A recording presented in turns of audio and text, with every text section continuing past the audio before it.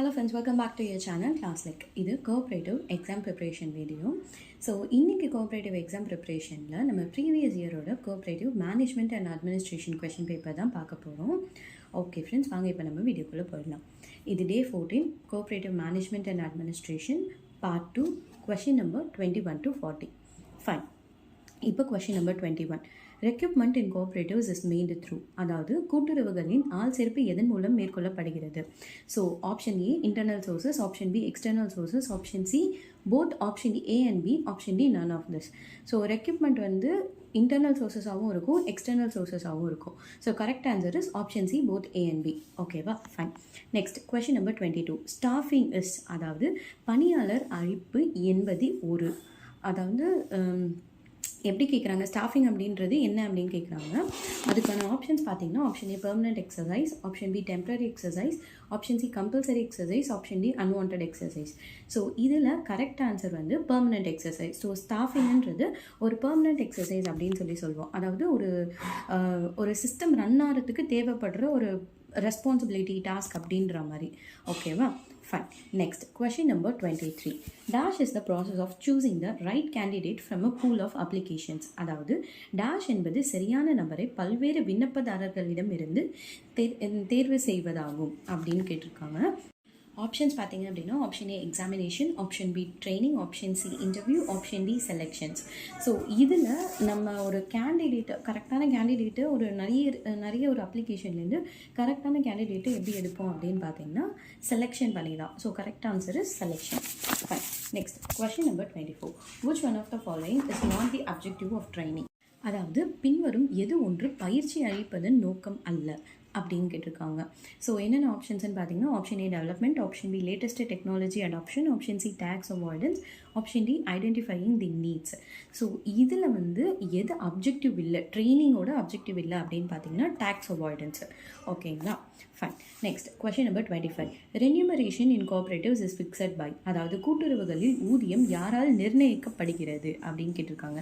So obviously உங்களுக்கு ரென்யூமரேஷன்னா என்னன்னு தெரியும். அதாவது ஊதியம் அப்படின்னா ஒரு எம்ப்ளாயி செய்கிற வேலைக்கு அவங்களுக்கு கொடுக்குற பே அண்ட் பெனிஃபிட்ஸை தான் வந்து நம்ம ரென்யூமரேஷன் அப்படின்னு சொல்லுவோம். ஸோ அது யார் கொடுப்பாங்க அப்படின்னு கேட்டிருக்காங்க. யாருன்னு பார்த்தீங்கன்னா போர்ட் ஆஃப் டைரக்டர்ஸ். ஓகேவா, fine. Next question number 26. Common cadre for cooperative prescribed in, அதாவது கூட்டுறவுக்கான பொது பதவித்தரன் பற்றி குறிப்பிடுவது.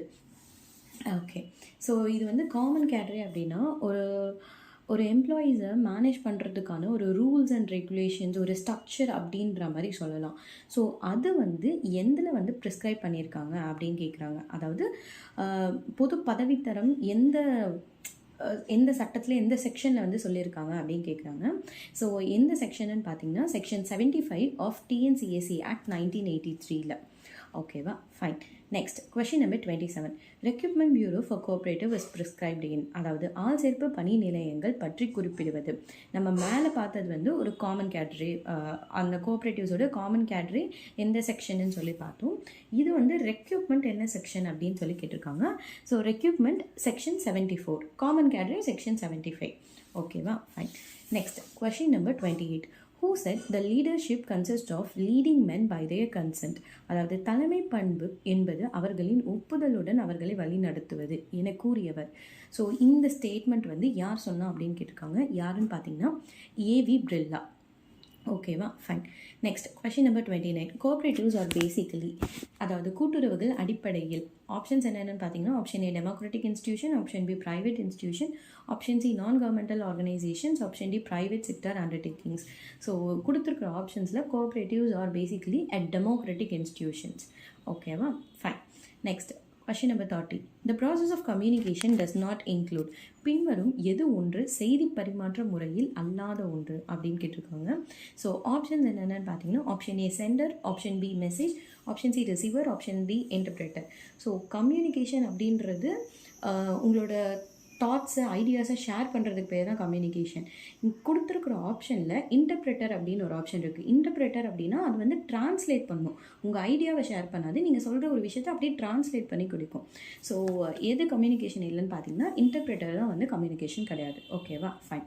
Next question number 31. Which one of the following is not the function of control? அதாவது பின்வரும் எது ஒன்று கட்டுப்பாட்டின் பணி அல்ல அப்படின்னு கேட்டிருக்காங்க.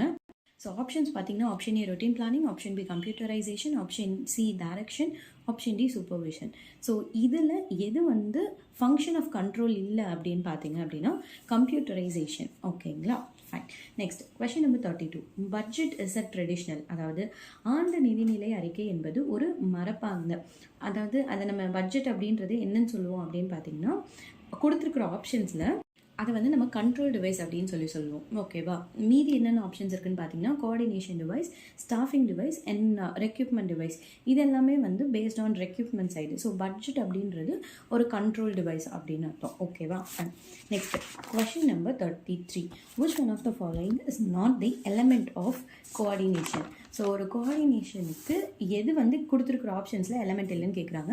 ஸோ ஆப்ஷன்ஸ் பார்த்தீங்க அப்படின்னா option A targeting, option B balancing, option C timing, option C option D integrating.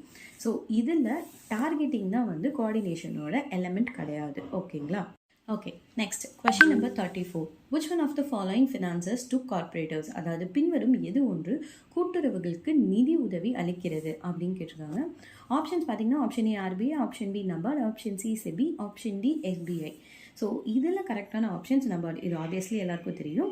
எனக்கு கீழே கமெண்ட்ஸில் நபார்டோட அப்ரிவேஷனும் அண்ட் அதோட இயரும் வந்து சொல்லுங்கள். ஓகேவா, பிகாஸ் இதை நம்ம வந்து ப்ரீவியஸ் வீடியோலேயே டிஸ்கஸ் பண்ணி. ஓகேவா, ஸோ அதனால் அது எனக்கு கமெண்ட்டில் சொல்லுங்கள். ஃபைன்.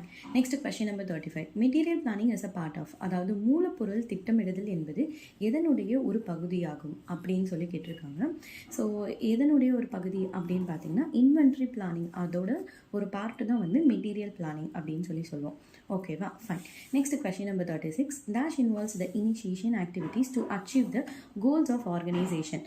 அதாவது டேஷ் என்பது ஒரு நிறுவனத்தின் செயல்பாட்டுக்கள் மூலம் இலக்கினை அடைவதை கொண்டதாகும் அப்படின்னு சொல்லி கேட்டிருக்காங்க. ஸோ இதுக்கான ஆப்ஷன்ஸ் பார்த்தீங்கன்னா option A coordination, option B budget, option C direction, option D organisation. So ஒரு டைரக்ஷன் அப்படின்றது தான் வந்து உங்களோட ஆர்கனைசேஷன் கோல்ஸை அச்சீவ் பண்ணுறதுக்கான ஒரு இனிஷியல் ஆக்டிவிட்டீஸ் அப்படின்ற மாதிரி. ஓகேவா, so correct answer is direction. Okay, question number 37. Competent authority to make the common cadre in cooperatives. அதாவது கூட்டுறவு நிறுவனங்களில் பொது பதவித்தரம் ஏற்படுத்த அதிகாரம் கொண்டது. ஸோ யாருக்கு வந்து அந்த அதிகாரம் இருக்குது அப்படின்னு சொல்லி கேட்டிருக்காங்க. யாருன்னு பார்த்தீங்கன்னா ஸ்டேட் கவர்மெண்ட்டுக்கு மட்டும்தான் இருக்குது. ஓகேங்களா, fine. Next question number 38. Cooperatives are in the dash list. So cooperatives வந்து எந்த லிஸ்ட்டில் இருக்குது அப்படின்னு கேட்டிருக்காங்க. ஆப்ஷன்ஸ் பார்த்தீங்கன்னா யூனியன் லிஸ்ட்டாக, ஸ்டேட் லிஸ்ட்டாக, கன்கரண்ட் லிஸ்ட்டாக, இல்லை நன் ஆஃப் தீஸா அப்படின்னு கொடுத்துருக்காங்க. ஸோ கோஆப்ரேட்டிவ்ஸ் வந்து ஸ்டேட் லிஸ்ட்டில் தான் இருக்கும். ஓகேவா, fine. Next question number 39. The elected board of cooperatives is substituted under section. அதாவது ஒரு கூட்டுறவு சங்கத்தின் தேர்ந்தெடுக்கப்பட்ட நிர்வாக குழு எந்த பிரிவின் படி கலைக்கப்படுகிறது. அதாவது இந்த செக்ஷனுக்கு கீழே ஒரு கோஆப்ரேட்டிவ் சொசைட்டியை வந்து நம்ம வைண்ட் அப் பண்ணலாம் அப்படின்னு சொல்லி கேட்டிருக்காங்க. எந்த செக்ஷன் பார்த்தீங்கன்னா செக்ஷன் 88. ஓகேவா, fine. Next and last question number 40. which one of the following is not a part of personal management? அதாவது பின்வரும் எது ஒன்று பணியாளர் மேலாண்மையின் ஒரு பகுதி அல்ல அப்படின்னு சொல்லி கேட்டிருக்காங்க. ஸோ ஆப்ஷன் பார்த்தீங்கன்னா option A recruitment, option B retention, option C retirement, option D retrenchment அப்படின்னு சொல்லி அர்த்தம். அதாவது ரெக்யூப்மெண்ட், ரிட்டையர்மெண்ட், ரிட்டென்ஷன் இதெல்லாம் வந்து உங்களுக்கு தெரியும். ரீட்ரென்ச்மெண்ட் அப்படின்றது தான் ஒரு பர்சனல் மேனேஜ்மெண்ட்டுக்கான பார்ட் கிடையாது. ரீட்ரென்ஷன் அப்படின்னா பர்சன்ஸை வந்து ரெடியூஸ் பண்ணுறது, அதாவது ஆள் குறைப்பு செய்கிறது, அதுதான் வந்து ரீட்ரென்ச்மெண்ட் அப்படின்னு சொல்லுவோம். ஸோ அதுதான் வந்து இதுக்கான ஆன்சர். ஓகேவா, ஃபைன். ஸோ இன்றைக்கி நம்ம 20 கொஷின்ஸ் பார்த்துட்டோம். ஹோப் இது உங்களுக்கு புரிஞ்சிருக்கும்னு நினைக்கிறேன். இதில் ஏதாவது டவுட்ஸ் இருந்துச்சுன்னா கீழே கமெண்ட் செக்ஷனில் கேளுங்க. அண்ட் இந்த வீடியோ உங்களுக்கு யூஸ்ஃபுல்லாக இருந்துச்சுன்னா லைக் பண்ணுங்கள். அண்ட் இது வேறு யாருக்கெல்லாம் யூஸ்ஃபுல்லாக இருக்குன்னு நினைக்கிறீங்களோ அவங்களுக்கு மறக்காமல் ஷேர் பண்ணுங்கள். அண்ட் அதே மாதிரி நம்ம சேனலை சப்ஸ்கிரைப் பண்ணிக்கோங்க. தேங்க்யூ ஃபார் வாட்சிங் மை வீடியோ. பாய்.